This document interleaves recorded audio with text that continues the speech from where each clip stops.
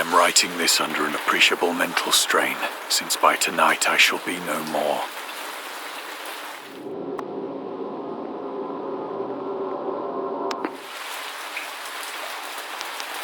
Penniless, and at the end of my supply of the drug which alone makes life endurable, I can bear the torture no longer, and shall cast myself from this garret window into the squalid street below.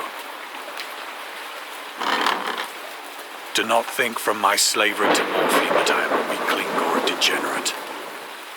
When you have read these hastily scrawled pages, you may guess, though never fully realize, why it is that I must have forgetfulness or death.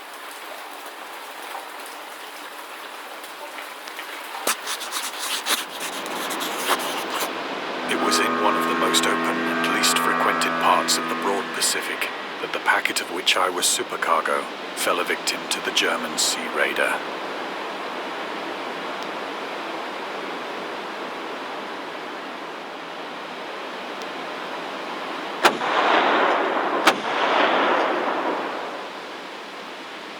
The Great War was then at its very beginning, and the ocean forces of the Hun had not completely sunk to their later degradation, so that our vessel was made a legitimate prize, whilst we of her crew were treated with all the fairness and consideration due us as naval prisoners.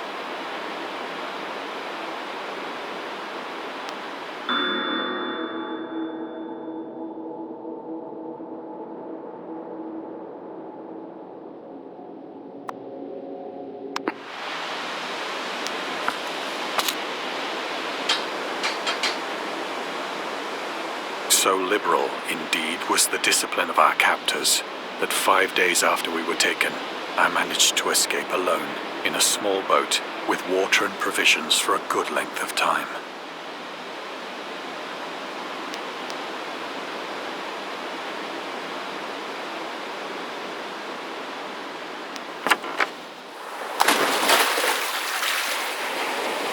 When I finally found myself adrift and free, I had but little idea of my surroundings. Never a competent navigator, I could only guess vaguely by the sun and stars that I was somewhat south of the equator. Of the longitude, I knew nothing, and no island or coastline was in sight.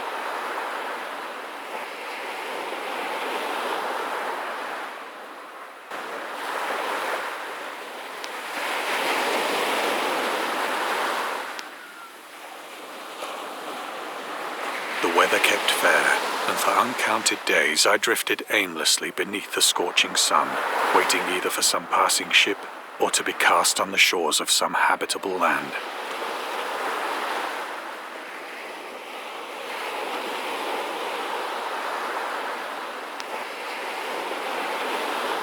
But neither ship nor land appeared, and I began to despair in my solitude upon the heaving vastness of unbroken blue.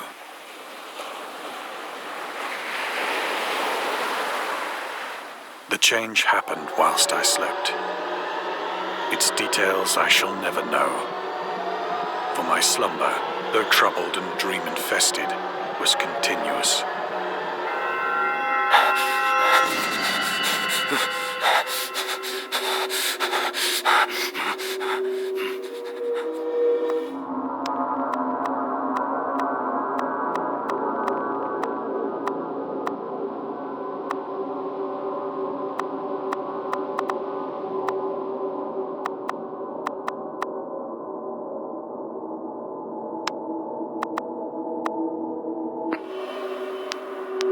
When at last I awoke, it was to discover myself half sucked into a slimy expanse of hellish black mire, which extended about me in monotonous undulations as far as I could see,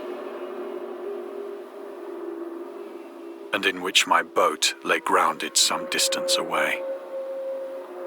Though one might well imagine that my first sensation would be of wonder at so prodigious and unexpected a transformation of scenery, I was in reality more horrified than astonished. For there was in the air, and in the rotting soil, a sinister quality which chilled me to the very core. The region was putrid with the carcasses of decaying fish, and of other, less describable things which I saw protruding from the nasty mud of the unending plain. Perhaps I should not hope to convey in mere words the unutterable hideousness that can dwell in absolute silence and barren immensity. There was nothing within hearing and nothing in sight save a vast reach of black slime, yet the very completeness of the stillness and the homogeneity of the landscape oppressed me with a nauseating fear. The sun was blazing down from a sky which seemed to me almost black in its cloudless cruelty, as though reflecting the inky marsh beneath my feet.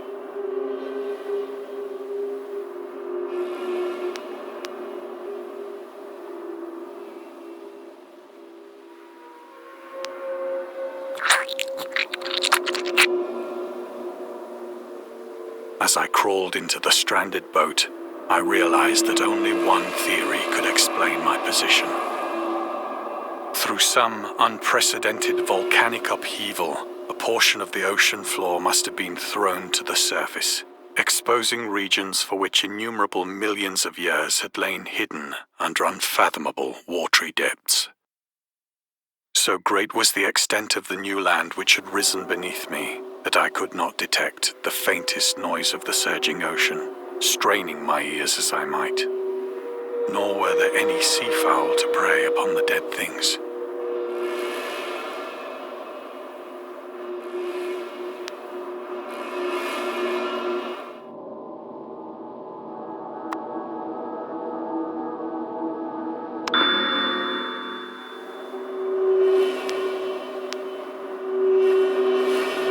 For several hours I sat thinking or brooding in the boat, which lay upon its side and afforded a slight shade as the sun moved across the heavens.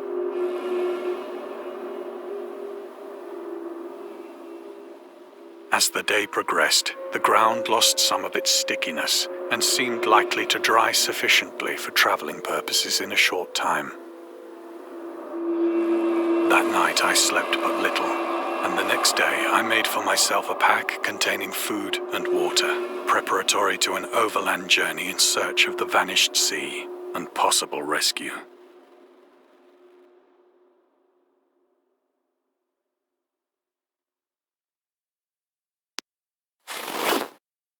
On the third morning, I found the soil dry enough to walk upon with ease. The odor of the fish was maddening, but I was too much concerned with graver things to mind so slight an evil, and set out boldly for an unknown goal.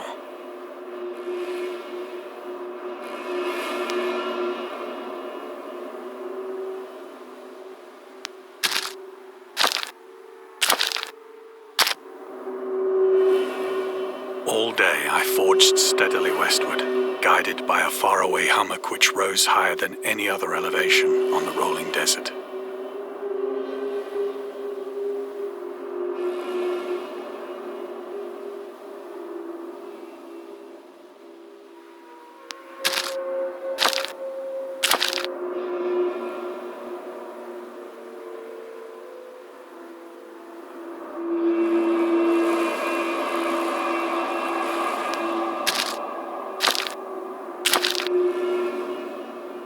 That night, I encamped, and on the following day still traveled toward the hummock, though that object seemed scarcely nearer than when I had first espied it.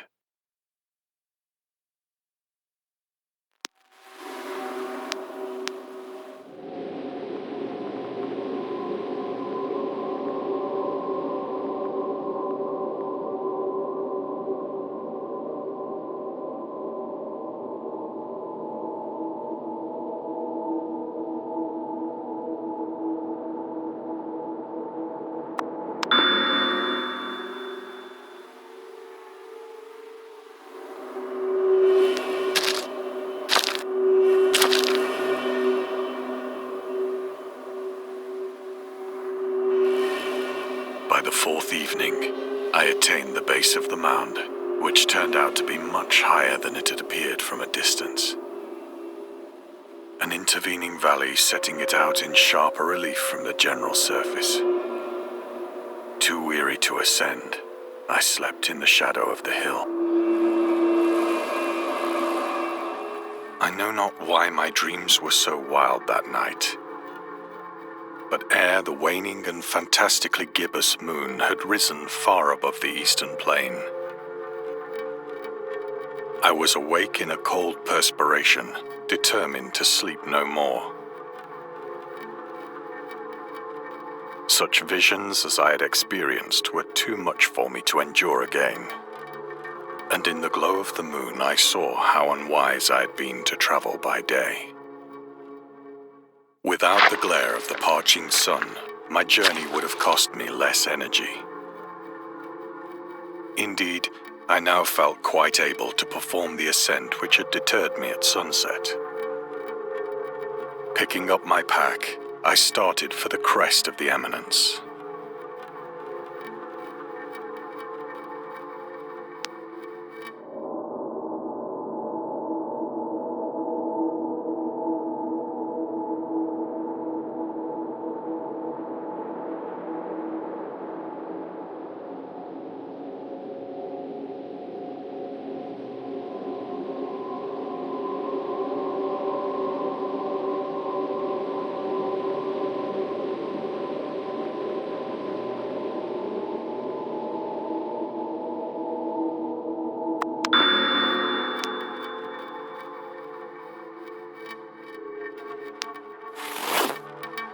I have said that the unbroken monotony of the rolling plain was a source of vague horror to me. But I think my horror was greater when I gained the summit of the mound and looked down the other side into an immeasurable pit or canyon, whose black recesses the moon had not yet soared high enough to illumine. I felt myself on the edge of the world, peering over the rim into a fathomless chaos of eternal night.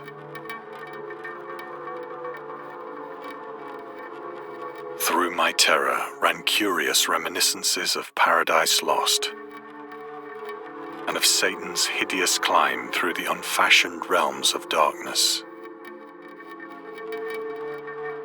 As the moon climbed higher in the sky, I began to see that the slopes of the valley were not quite so perpendicular as I had imagined.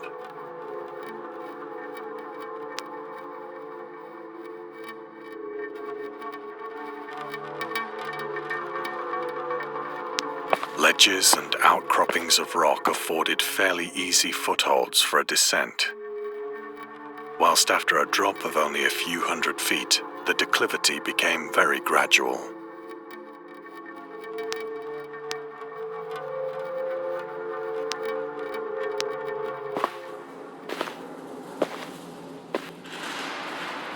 Urged on by an impulse which I cannot definitely analyze, I scrambled with difficulty down the rocks and stood on the gentler slope beneath, gazing into the Stygian deeps where no light had yet penetrated.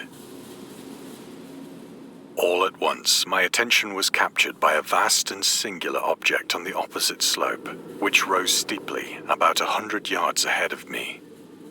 An object that gleamed whitely in the newly bestowed rays of the ascending moon.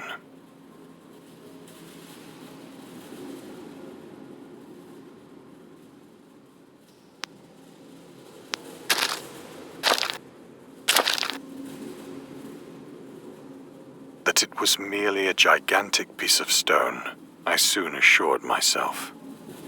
But I was conscious of a distinct impression that its contour and position were not altogether the work of nature.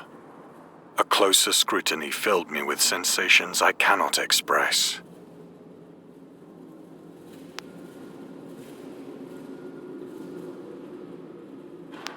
For despite its enormous magnitude and its position in an abyss which had yawned at the bottom of the sea since the world was young, I perceived beyond a doubt that the strange object was a well-shaped monolith, whose massive bulk had known the workmanship and perhaps the worship of living and thinking creatures. Dazed and frightened, yet not without a certain thrill of the scientist's or archaeologist's delight, I examined my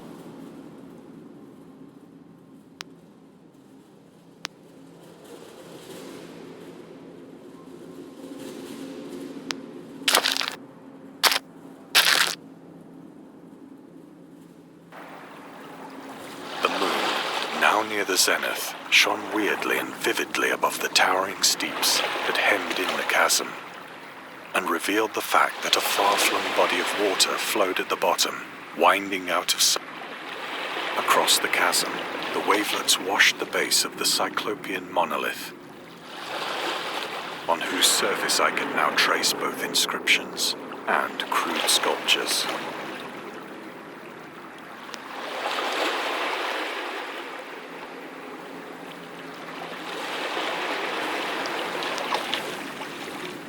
The writing was in a system of hieroglyphics unknown to me and unlike anything I'd ever seen in books, consisting for the most part of conventionalized aquatic symbols such as fishes, eels, octopi, crustaceans, mollusks, whales, and the like. Several characters obviously represented marine things which are unknown to the modern world, but whose decomposing forms I had observed on the ocean-risen plain. It was the pictorial carving, however, that did most to hold me spellbound.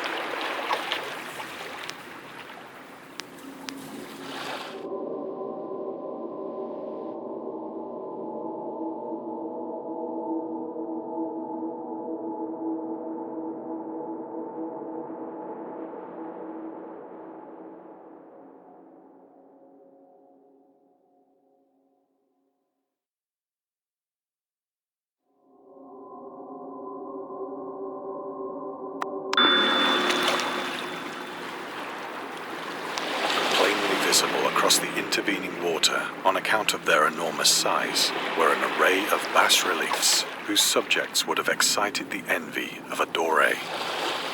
I think that these things were supposed to depict men, at least a certain sort of men, though the creatures were shown disporting like fishes in the waters of some marine grotto, or paying homage at some monolithic shrine which appeared to be under the waves as well.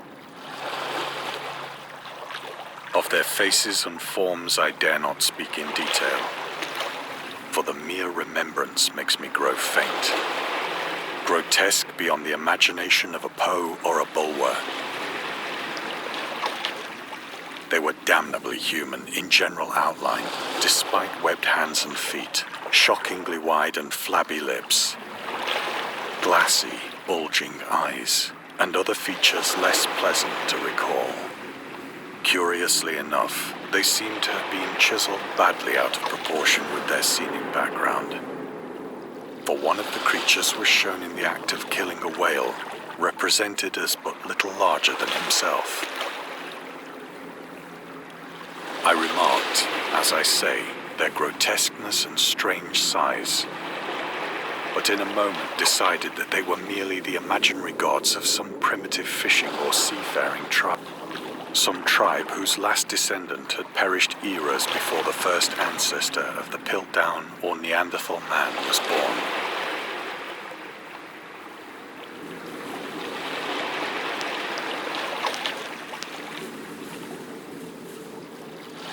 Awestruck at this unexpected glimpse into a past beyond the conception of the most daring anthropologist, I stood musing whilst the moon cast queer reflections on the silent channel before me. Then, suddenly, I saw it.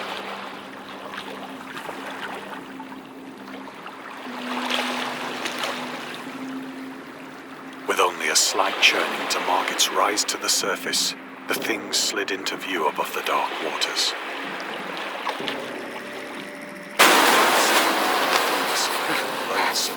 It darted like a stupendous monster of nightmares to the monolith, about which it flung its gigantic snowy arms, while it bowed its hideous head and gave vent to certain measured sounds.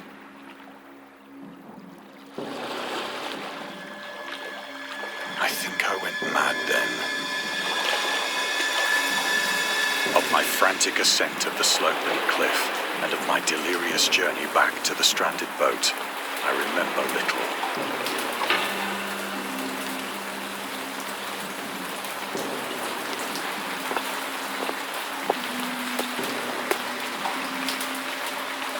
I believe I sang a great deal and laughed oddly when I was unable to sing.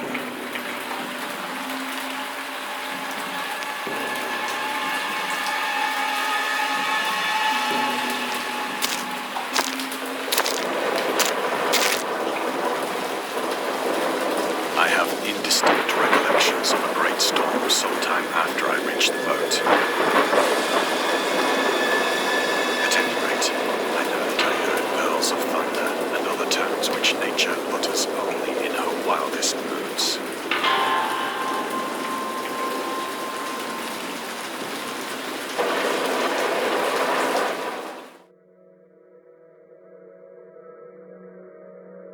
When I came out of the shadows, I was in a San Francisco hospital, brought thither by the captain of the American ship which had picked up my boat in mid-ocean. In my delirium, I had said much, but found that my words had been given scant attention. Of any land upheaval in the Pacific, my rescuers knew nothing, nor did I deem it necessary to insist upon a thing which I knew they could not believe.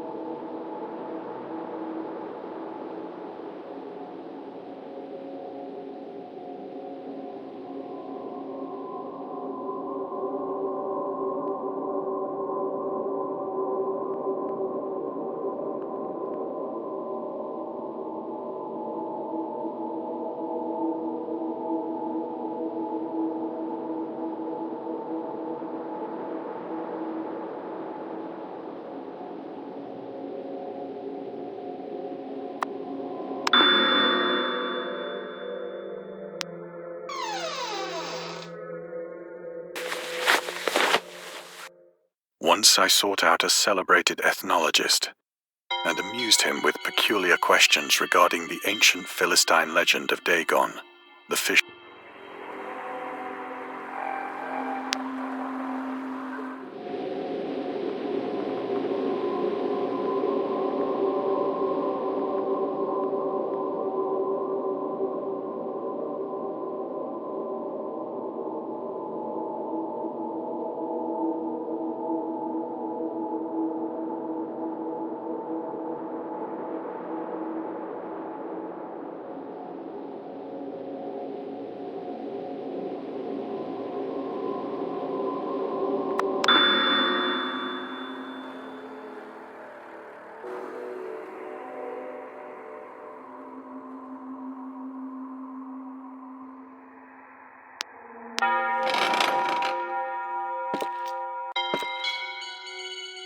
But soon perceiving that he was hopelessly conventional, I did not press my inquiries.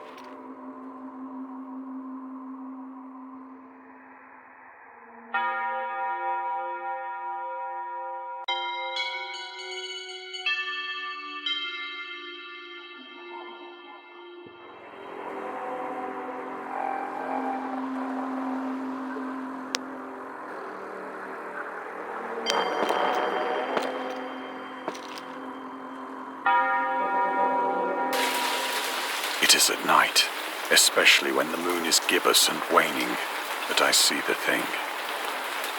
I tried morphine, but the drug has given only transient surcease and has drawn me into its clutches as a hopeless slave. So now I am to end it all, having written a full account for the information or the contemptuous amusement of my fellow men.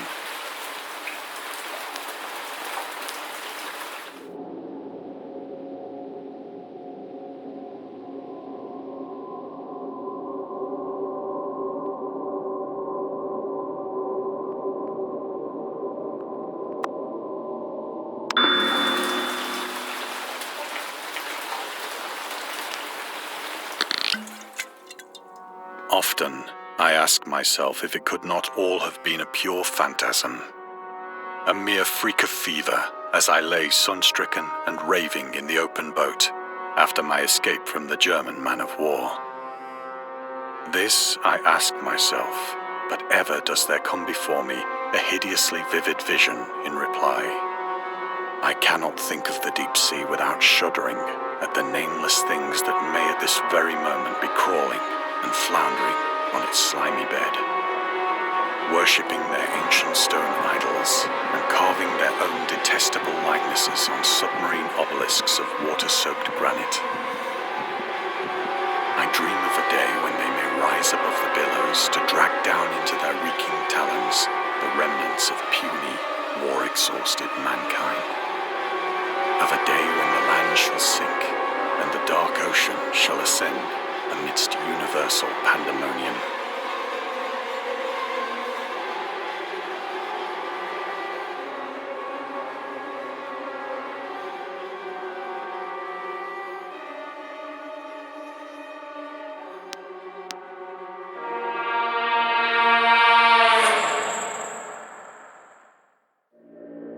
The end is near.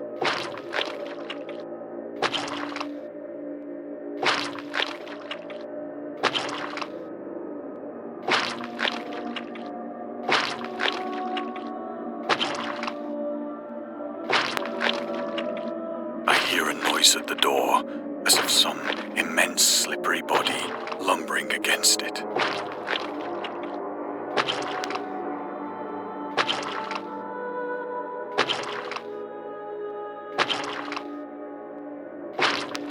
It shall not find me.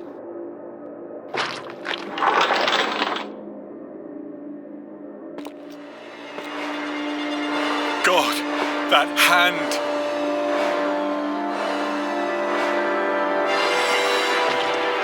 The window!